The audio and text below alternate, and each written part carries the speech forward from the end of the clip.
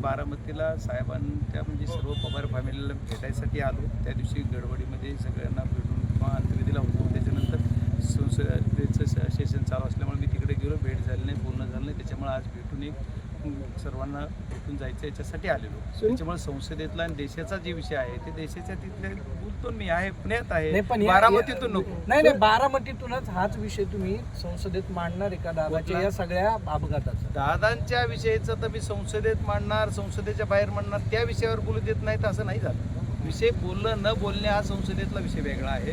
तो विषय मी बोललो की संसदेमध्ये विरोधी पक्ष नेत्यांना बोलू दिलं गेलं नाही किंवा काय, तो विषय वेगळा आहे. त्या विषयाला मी आज बोलायचं म्हणजे मला वाटतं की मला माफ करा की त्याच्यात तुम्ही आज दादांचा विषय महाराष्ट्रातला विचारा, बारामतीतल्या दादांच्या विषयातला दादांच्या विषयात प्रत्येक मी बोललो अगोदरच आता तुम्हाला की मी मुख्यमंत्र्यांनाही बोलणार, गृहमंत्र्यांनाही बोलणार आणि जी संसदेत सुद्धा बोलायला मला संधी मिळेल तर 100% मिळेल किंवा नाही झाली तरी मी त्याच्यातून वेळ मागून घेईल ना. त्याच्यातून आम्ही आल्यानंतर ते घेणार. आम्ही याची चौकशी करा एवढी मागणी आम्ही संसदेत सुद्धा करू. नाही ते कॉमनली आम्ही जाऊन स्पीकरला बोलू शकतो की आम्हाला वेळ द्या.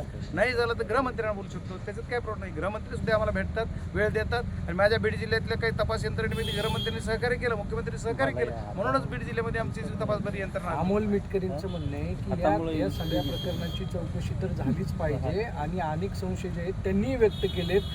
रोहित पवारही म्हणतात की त्यांनाही अनेक संशय आहेत. ते 12 तारखेला या संदर्भात विलंब होतो या सगळ्या तपासात. नाही, हा विषय प्रत्येक जणाच्या मनात आहे, त्याच्यावर राजकारण कुणीही करत नाही असं मला वाटतंय.